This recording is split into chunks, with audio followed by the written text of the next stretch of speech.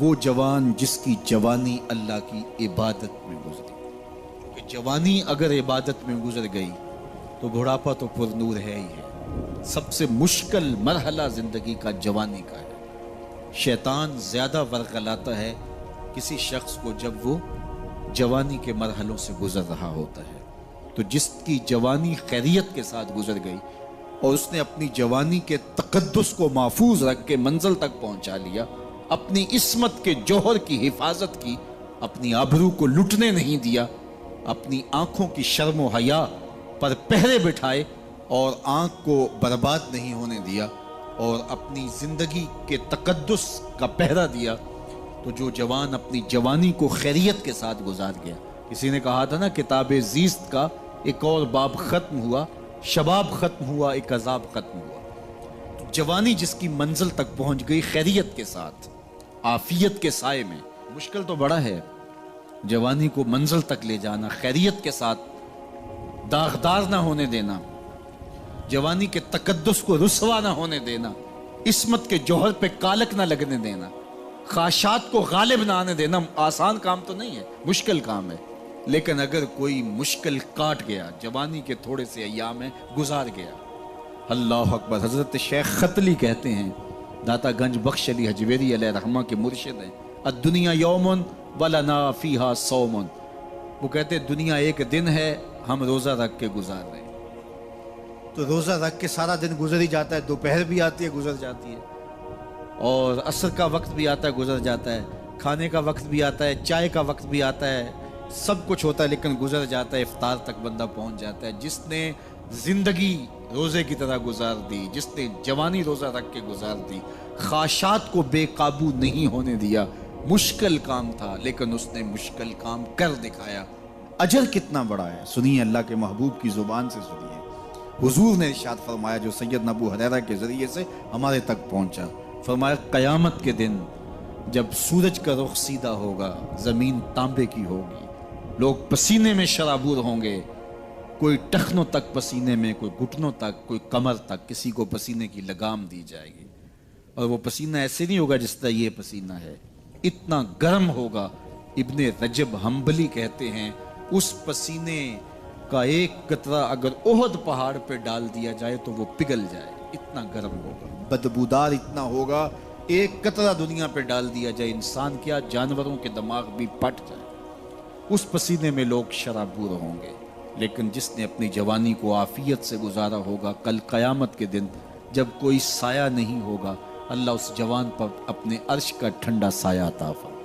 وہ شخص جس کو کسی عورت نے دعوت گناہ دی اور وہ صاحب منصب تھی، صاحب جمال تھی، اور اس نے یہ کہہ کہ یہ خواہش، یہ آرزو مسترد کر دی، انی خاف اللہ. اسی طرح کوئی عورت ہے تو اس نے اپنے تقدس کی حفاظت کی، اپنی آبرو پہ پہرا دیا اور کسی پیشکش کو ٹھکرا دیا، تو فرمایا قیامت کے دن جب کوئی سایہ نہیں ہوگا، اللہ اسے بھی اپنے عرش کا ٹھنڈا سایہ دے گا. کیسا سخت دن ہوگا، اور وہ کس اعزاز میں ہوگا، کس تکریم میں ہوگا. یہ تو 4 دن 10-20 سال ہیں، اور وہ 50,000 سال کا ایک دن.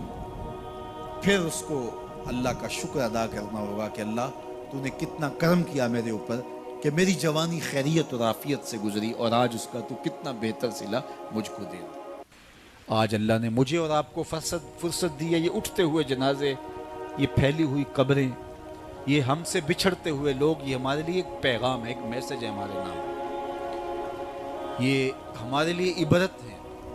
آج وہ جا رہے ہیں تو ہمیں بتا کے جا رہے ہیں کہ صاحب ہم جا رہے ہیں، ہمارے پیچھے تم بھی آ رہے ہیں. اور یہ بات ذہن میں رکھیے، دنیا پر آنے کی ایک ترتیب ہے، دنیا پر جانے کی وہ لازمی ترتیب نہیں ہے. پہلے دادا آتا ہے، پھر باپ آتا ہے، پھر بیٹا آتا ہے، پھر اس کے بعد بچے آتے ہیں.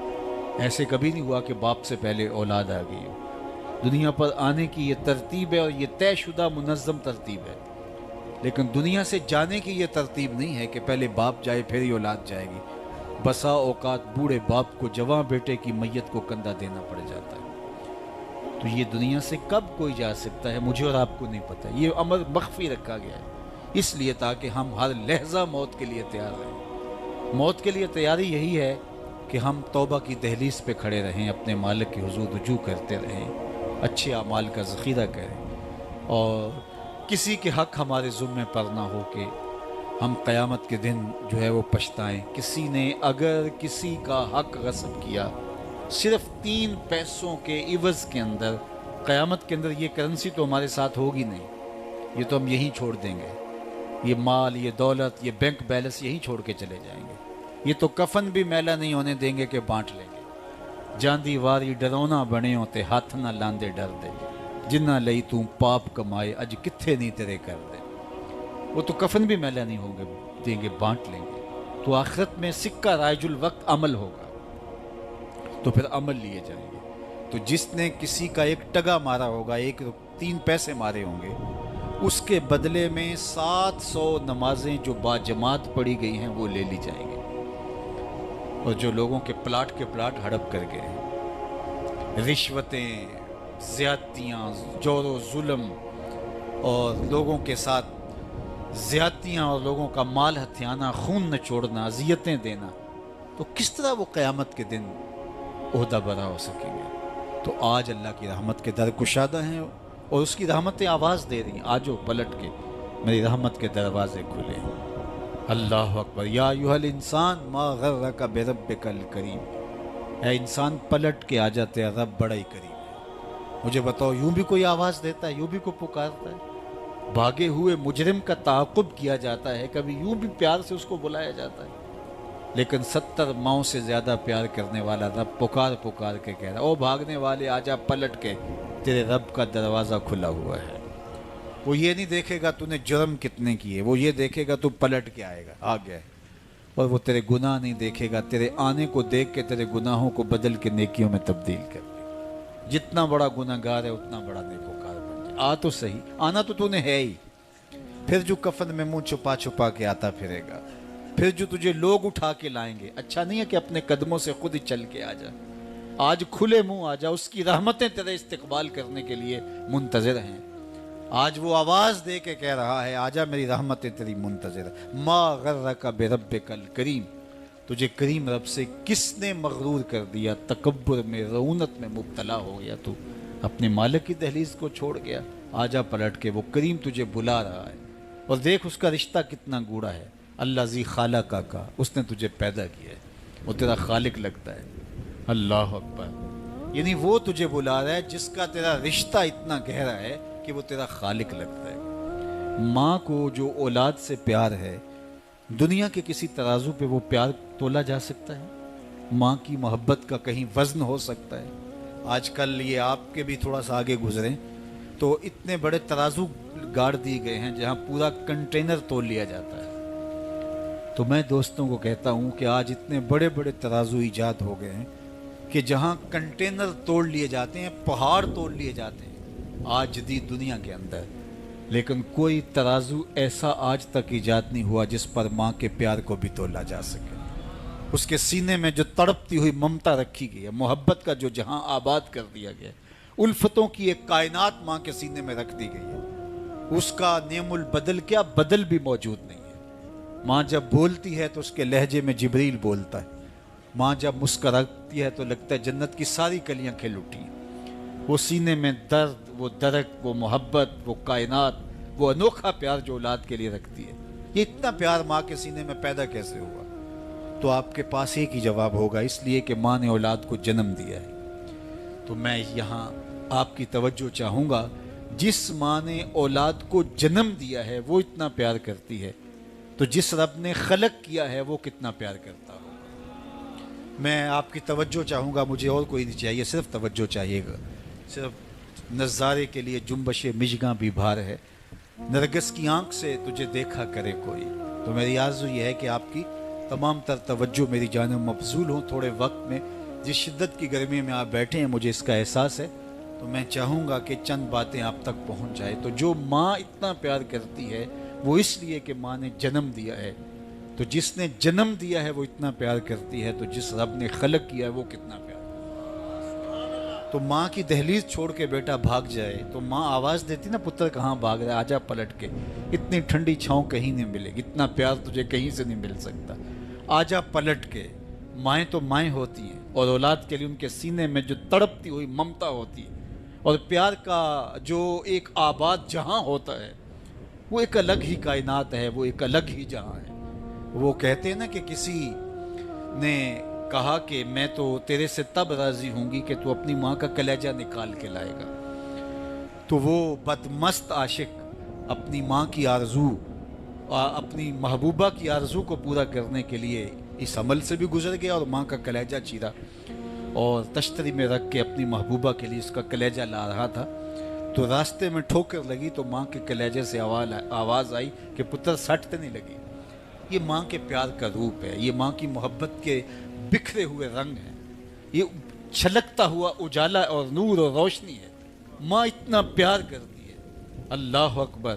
تو ماں کو اتنا پیار اس لیے ہے کہ اس نے جنم دیا اور رب نے تو خلق کیا دست قدرت سے، تو ماں کی دہلیز چھوڑ کے بچہ بھاگ جائے تو ماں کہتی ہے پتر آ جا واپس پلٹ کے، اور جب بیٹا پلٹ کے آتا ہے تو ماں سب بھول جاتی ہے کہ اس نے کیا کیا تھا۔ تو جو 70 ماؤں سے زیادہ پیار کرتا ہے اس کی بھی آوازیں آ رہی ہیں، لا تقنطوا من رحمت اللہ، آجا پلٹ کے میری رحمت سے نا امید نہ ہونا۔ میں یہ نہیں دیکھوں گا تو مجرم کتنا بڑا ہے، میں یہ دیکھوں گا تو میری دہلیز سے پلٹ کے آ گیا ہے۔ تو اس کی رحمتیں بندے کو پکار رہی۔ تو یہ اٹھتے ہوئے جنازے، یہ پھیلی ہوئی قبریں، اور یہ ہم سے بچھڑتے ہوئے ہمارے احباب، دوست، بھائی، عزیز، یہ ہمیں بتاتے ہیں کہ میاں اس زندگی سے، زندگی کا متعین سفر کاٹ کر کے تم بالآخر اللہ کے حضور پلٹ کے آنے والے ہو۔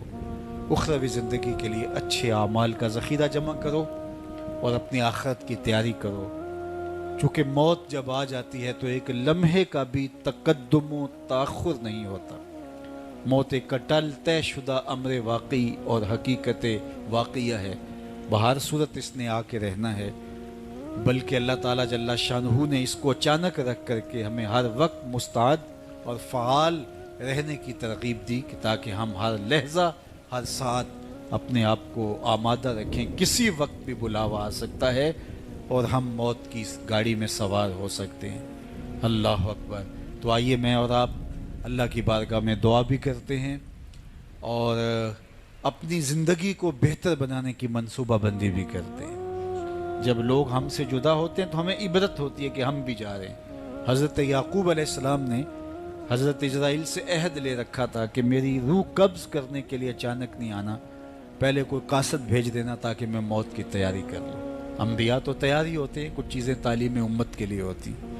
تو کہا کہ جی میرا وعدہ رہا۔ تو ایک عرصے کے بعد حضرت اسرائیل حاضر خدمت ہوئے اور کہا کہ حضور میں قبض روح کے لیے آیا ہوں۔ فرمایا تم نے تو وعدہ کیا تھا اچانک نہیں آؤں گا، تم اچانک آ گئے، کوئی قاصد نہیں بھیجا۔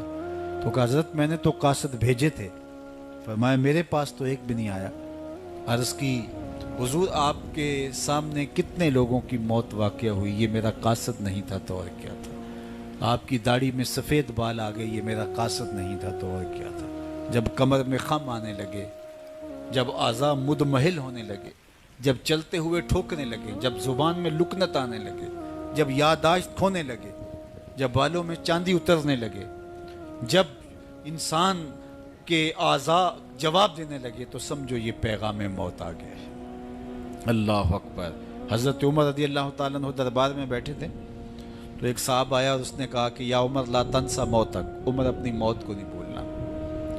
اور یوں کانپنے لگے حضرت عمر جیسے بیت کی شاخ کانپتی ہے، اور اسے کہا کہ روز آ کے مجھے تذکیر کر جایا کر۔ وہ روز آتا ہے، بھرے دربار میں کھڑا ہو کے کہتا ہے عمر اپنی موت کو نہیں بھولنا۔ ایک دن آیا، آپ نے اس کو کہا میاں آج کے بعد نہیں آنا۔ کوئی اور شخص آنے لگا، فرمایا نہیں۔ تذکیر موت کی ضرورت نہیں رہی، فرمایا نہیں۔ مجھ سے کوئی گستاخی ہوگی، فرمایا نہیں۔ تو پھر مجھے چھٹی کیوں دی جا رہی ہے؟ تو حضرت عمر روئے اور یوں داڑھی پہ ہاتھ رکھا اور ایک بال الگ کر کے کہا یہ دیکھ میری داڑھی میں سفید بال آ گیا، اب یہ مجھے چین سے نہیں بیٹھنے دے گا۔ ہماری تو پوری داڑھی بھی سفید ہو جائے نا۔ میاں صاحب نے کہا ہڈیاں کھڑکن، ہڈیاں کمبن گوڈے کھڑکن تے اڑ گیا لک تیرا، اجے بھی بدیوں باز نہ آئوں جیو مرد دلیرا، فما اسبرہم علی النار۔ اللہ قرآن میں فرماتا ہے کتنا حوصلہ ہے لوگوں کا آگ پر، کتنی ڈٹائی کے ساتھ کہہ دیتے ہیں یہ جہاں مٹھا گلا کس نے ڈٹھا۔ قبرستانوں میں جا کے دیکھو کس کس نے دیکھا ہے آخر والا جہاں۔ حضرت سیدنا غوث اعظم الشیخ عبد القادر الجیلانی علیہ رحمہ و رضوان فرماتے جاؤ قبرستانوں میں جا کر دیکھو کیسے کیسے حسینوں کی مٹی خراب ہو رہی ہے. جو بدن پہ چٹکی مٹی نہیں پڑنے دیتے تھے آج ان کے کفن بھی تار تار ہو گئے. خیر کنے فلاں و غنیمت شمار عمر زاں بیشتر کے بانگ برائت کے فلاں نماز. تو نے بھی چلے جانا ہے, یہاں بیٹھ نہیں رہنا. یہ اٹھتے ہوئے جنازے تجھے عبرت دیتے ہیں, یہ پھیلی ہوئی قبریں تمہیں بتاتی ہیں کہ میاں تم بھی اسی مٹی کا رزق بننے والے ہو, تم ہی یہی چادر اوڑھ کے سونے والے ہو. تم دو لباس کے دو کپڑوں کے اندر, دو سفید چادروں کے اندر ملبو. کہاں گئی وہ پوشاکیں, کہاں گئے وہ برانڈ, کہاں گئے وہ تمہارے قیمتی بیڈ, اور کہاں گئے اے سی لگے ماحول سے آراستہ کمرے. امیر ہے یا غریب ہے وہ 2 گز زمین, اور وہی مٹی کا اوڑھنا, مٹی کا بچھونا, وہی 2 گز کفن, وہی کل کائنات. اور وہاں جو کیے ہوئے عمل ہیں وہی سکہ رائج الوقت ہوگا. تو قبل اس سے کہ وہ وقت آ جائے اور پھر ہاتھ ملے, فلاں چیخ کے کہتا تھا مجھے اس کی بات سن لینی چاہیے تھی, فلاں پکار کے کہتا تھا اس کی آواز پہ کان دھرنا چاہیے تھا, فلاں اٹھتا ہوا جنازہ مجھے عبرت دے دیتا, فلاں بندے نے مجھے یہ کہا تھا اس کی بات پہ کاش میں عمل کر لیا ہوتا. لیکن اس دن پچھتاوے سے کیا ہوگا؟ آج کا پچھتاوا کل کی بہتری کا ضامن ہو سکتا ہے, آج کا پچھتاوا زندگی بدل ہو سکتا ہے, آج کا پچھتاوا توبہ کا سبب و ذریعہ ہو سکتا ہے, آج کا پچھتاوا دل کے میل اتار سکتا ہے, اور کل کا پچھتاوا سوائے حسرت بڑھانے کے, سوائے دکھ بڑھانے کے, سوائے تکلیف میں اضافے کے اور کچھ نہیں ہوگا. اس لیے میں اور آپ اپنی زندگی کی منصوبہ بندی کریں. مجھے پتہ ہے میں کہاں کھڑا ہوں, اور آپ کو بھی پتہ ہے کہ ہم کہاں کھڑے ہیں. آپ مجھے اچھا سمجھتے ہیں, یہ آپ کی مہربانی, لیکن مجھے تو پتہ ہے کہ اچھا ہوں یا نہیں. میں آپ کو اچھا سمجھتا ہوں, لیکن آپ کو تو پتہ ہے کہ آپ کہاں کھڑے ہیں. اس لیے اپنے ضمیر میں جھانک کر کے دیکھیے, اپنے من میں اتر کر کے دیکھیے, اپنا محاسبہ کیجئے, اپنے اعمال کا تجزیہ کیجئے. جو نیکیاں کی ہیں اور جو برائیاں کی ہیں ان کا اندازہ کیجئے. جو برائیاں کی ہیں وہ تو کنفرم برائیاں ہیں, اور جو نیکیاں کی ہیں ذرا دیکھیے وہ نیکیاں ہیں یا ریا کے لیے کی ہیں, دکھلاوے کے لیے کی ہیں. نیکیاں کسی کو دکھلانے کے لیے کی ہیں, کس مقصد کے لیے نیکیاں کی ہیں؟ تھوڑی سی ریا بھی شرک بتائی گئی ہے. ساری محنت کہیں ضائع تو نہیں چلی گئی. ہمارے پاس ہے کیا؟ ہمارے دامن میں گناہ ہے تو لتھڑے بڑے ہم. سویر سے لے کر شام تک, چغلی غیبت سے لے کے بدکاریوں تک, نگاہوں کی بدکاریوں سے لے کر کے سوچوں کی بدکاریوں تک ہم کہاں پڑے رہتے ہیں. اور دوسری جانب ہمارے پلے میں نیکیاں کتنی ہیں ہمیں سارا پتہ ہے. ایک تو نامہ اعمال قیامت کے دن تولا جائے گا, ہم خود اپنے ضمیر کی عدالت میں ترازو گاڑ کے تولے. حضرت عمر فرمایا کرتے تھے حاسبو قبل ان تحاسبو, اس سے قبل کہ تمہارا حساب کیا جائے تم اپنا حساب پہلے ہی خود کر لو. کبھی آپ عمرے پہ جاتے ہیں یا بیرون ملک سفر کرتے ہیں تو وہاں سامان باندھ کر کے پہلے تول رہے ہوتے ہیں کہ ایئرپورٹ پہ پریشانی نہ ہو. حالانکہ ایئرپورٹ پہ اگر 2-4 کلو سامان بڑھ بھی گیا تو کوئی بات نہیں, 4 ریال دے کے آپ سامان لا سکتے ہیں. لیکن اس کے باوجود آپ وہاں کسی سے ترازو مانگ کے بار بار اپنے پیس تول رہے ہوتے ہیں کہ جناب ایئرپورٹ پہ جا کے پریشانی نہ ہو. تو اس دنیا پر بھی اعمال تول لو, کہیں نزاع کے وقت پریشانی نہ ہو, کہ حشر کے وقت جب اعمال تلنے لگے تو وہاں پریشانی نہ ہو. تو یہ تھوڑا سا وقت ہے, یہ زندگی مختصر ہے, اور ہم تیزی کے ساتھ موت کی طرف بڑھ رہے ہیں. حضرت سیدنا علی المرتضیٰ رضی اللہ تعالیٰ عنہ فرماتے ہیں یہ تمہاری سانسیں جو ہیں یہ موت کی طرف اٹھتے ہوئے قدم ہیں. تم سمجھتے ہو ہم بڑے ہو رہے ہیں, لیکن حقیقت میں تم چھوٹے ہو رہے ہو. چونکہ گنتی جب الٹی شروع ہو جائے تو کام جلدی 0 پر پہنچتا ہے. کبھی آپ اشارے پہ رکے ہوں تو 60 سے نیچے آ رہی ہو یا 70 سے یا 120 سے, تو کام تو 0 پہ آ جاتا ہے, اور جب کام 0 پہ آ جاتا ہے تو پھر لال بتی جل جاتی ہے. اللہ اکبر. تو یہ تیزی کے ساتھ زندگی گزر رہی ہے, اور ہم کوئی 60 سے نیچے آ رہا ہے, کوئی 55 سے نیچے آ رہا ہے, کوئی 50 سے نیچے آ رہا ہے, اور جب 0 تک آ جائیں کہ پھر اس سے آگے تو کچھ بھی نہیں ہے. ایک روایت میں آتا ہے ان اللہ یحب الشاب التائب, اللہ تعالیٰ توبہ کرنے والے جوان کو پسند کرتا ہے, اس سے محبت کرتا ہے. تو وہ محبوب بارگاہ ہو جاتا ہے جو جوانی میں اللہ جل شانہ ہو کے حضور رجوع کرتا ہے. یہاں کسی نے کہا تھا در جوانی توبہ کردن شیوائے پیغمبری, وقت پیری گرگ ظالم می شود پرہیزگار. جوانی میں توبہ کرنا پیغمبروں کا شیوا ہے. جب بوڑھا ہو جائے, دانت ٹوٹ جائیں, پنجوں میں زور نہ رہے, تو بھیڑیا شکار چھوڑ کر کے شریف بن کے بیٹھ جائے تو یہ تو اس کی مجبوری ہے۔ جوانی میں توبہ کرنا، جب قوا مضبوط ہوں، جب شباب کی جولانیاں ہوں، جب آرزویں جواں ہوں، جب خواہشیں پگلی ہوں، اور پھر اس کے باوجود اپنی خواہشات کو کنٹرول میں رکھنا، اپنی آرزوؤں کو لگام ڈال دینا اور اپنی تمناؤں کو حصار میں رکھنا اور اللہ سے ڈر کے گناہوں کو چھوڑنا اور اس کے حضور سجدہ ریزیاں، اس کے حضور خشوع و خضوع کے ساتھ زندگی کے لمحات بسر کرنا، یہ خوش نصیب لوگوں کا مقسوم ہوتا ہے۔ تو وہ جوان جس کی جوانی یاد الہی میں گزری، جس کی جوانی ذکر الہی میں گزری، مصلی پہ گزری، تہجد کے لمحات میں وہ اٹھ کے اللہ کے حضور دعائیں کرتا رہا، التجائیں کرتا رہا، وہ جوان قیامت کے کڑکتے اس ماحول میں اللہ کے عرش کے ٹھنڈے سائے تلے ہوگا۔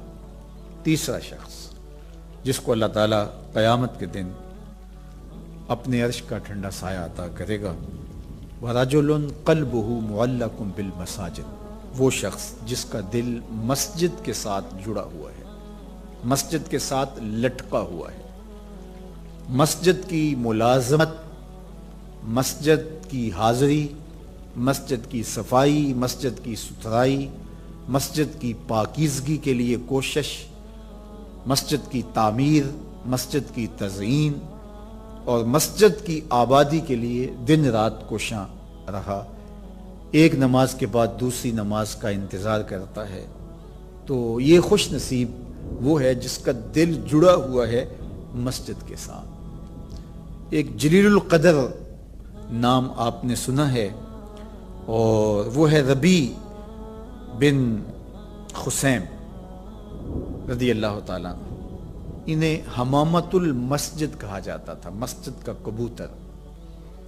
تو یہ کہا کرتے تھے اس قدر مسجد میں رہتے تو کہتے مجھے اچھا لگتا ہے کہ میں اللہ کے گھر میں رہوں۔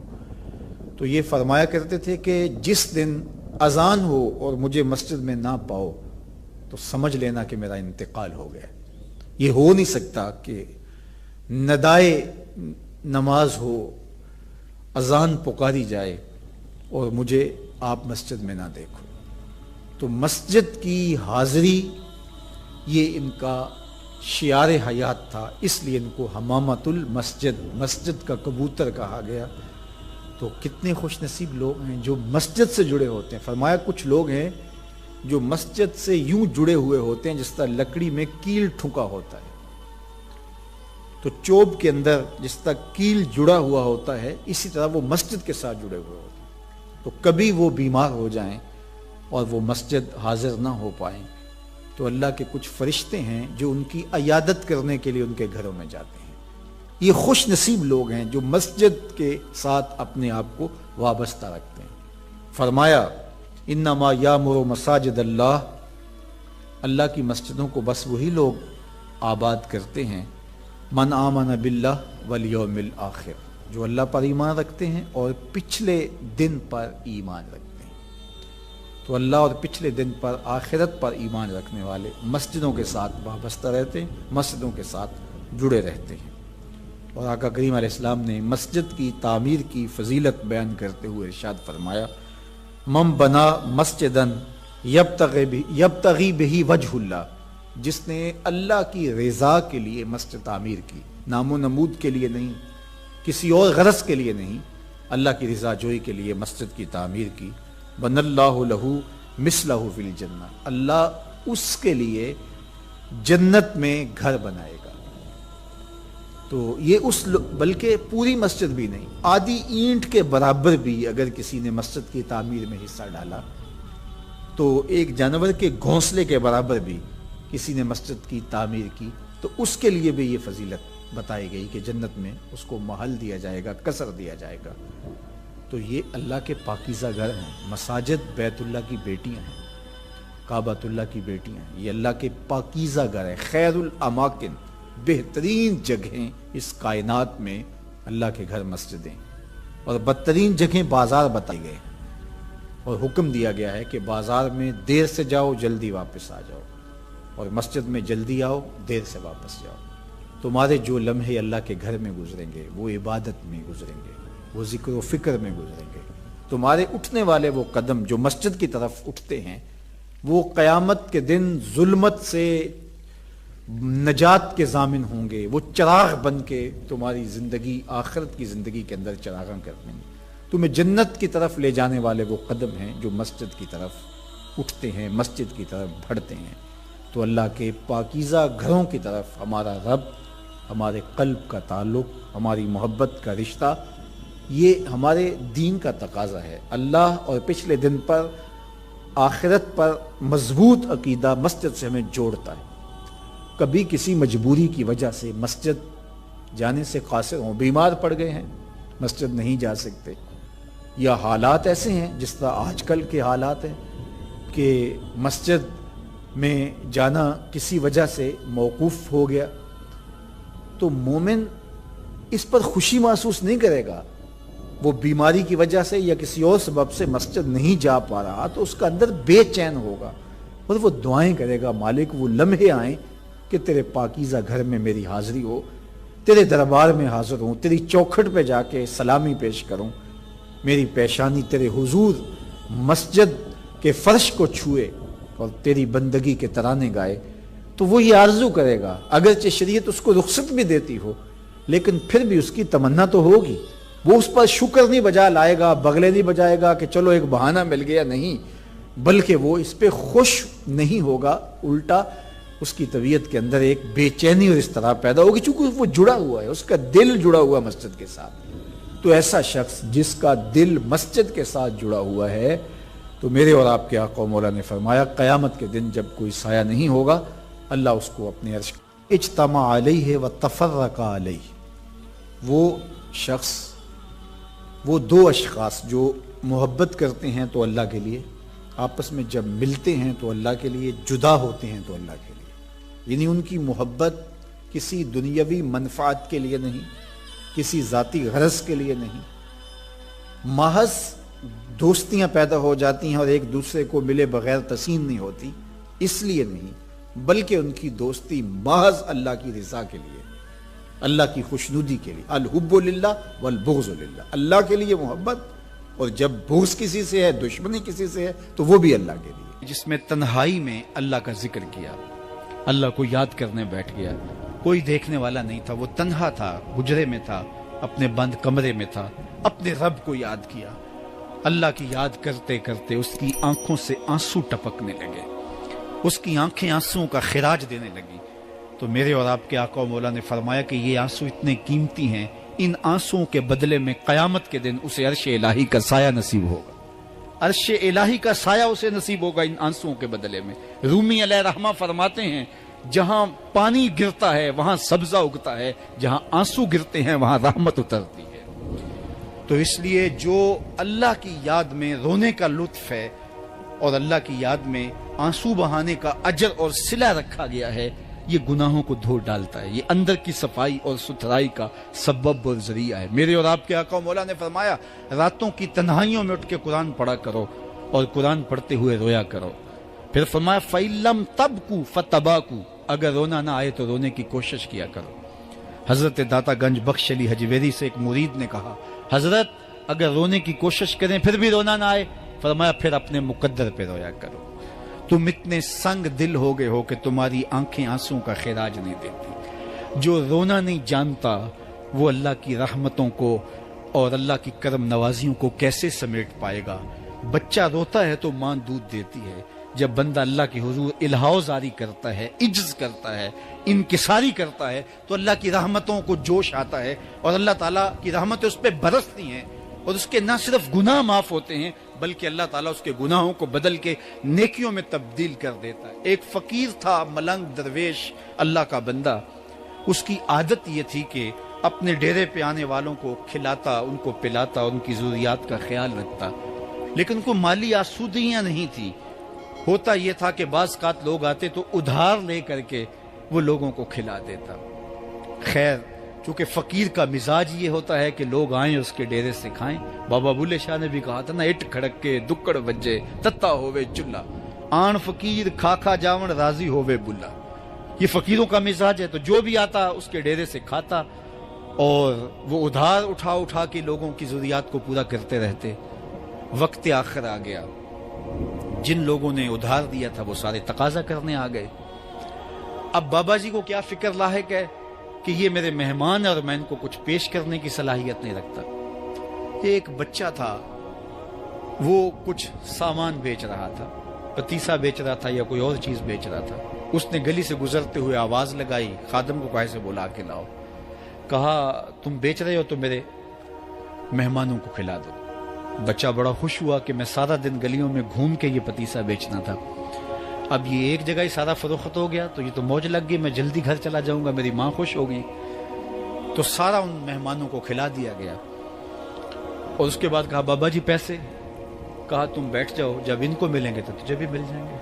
وہ بیٹھ گیا، 2 4 10 منٹ بیٹھا تو بچہ تھا پھر کھڑا ہو گیا، بابا جی پیسے؟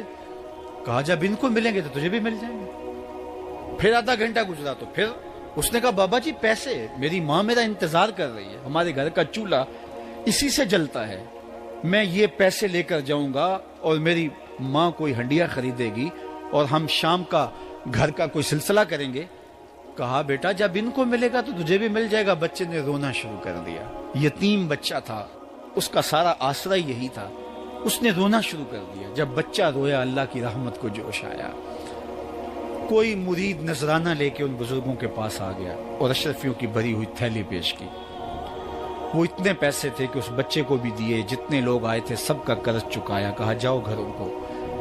تو سب نے کہا بابا جی ہم صبح سے بیٹھے ہوئے تھے تو یہ نذرانہ دینے والا صبح سے نہیں آیا تو اب کیسے آ گیا؟ کہا صبح سے تمہارے اندر کوئی رونے والا نہیں تھا، ایک رونے والا آیا تو باقیوں کا بھی کام بن گیا۔ بعض اوقات کسی ایک شخص کی وجہ سے باقیوں کی خطائیں بھی معاف ہوتی ہیں۔ آج ہم اجتماعی طور پہ تا حد نظر اندر باہر اوپر نیچے اتنے لوگوں کے ہجوم میں اللہ کی بارگاہ سے یہ توقع رکھتے ہیں کہ مالک کتنے ہجوم میں کوئی ایک تو ہوگا جو تیرا لاڈلا ہوگا، کوئی ایک تو ہوگا جو تیرا بہت قریبی ہوگا، کوئی ایک تو ہوگا جس پہ تیری رحمتیں برسیں گی، تو مالک اس کے صدقے سے ہماری خطائیں بھی معاف کر دے، ہمارے گناہ بھی معاف کر دے۔ کوئی ایک رونے والی آنکھ مل گئی تو باقیوں کا بھی کام بن جائے گا۔ اٹھ فریدا ستیا تے میلہ ویکھن جا، وت کوئی بخشیا مل جاوے تے توں ہی بخشیا جا۔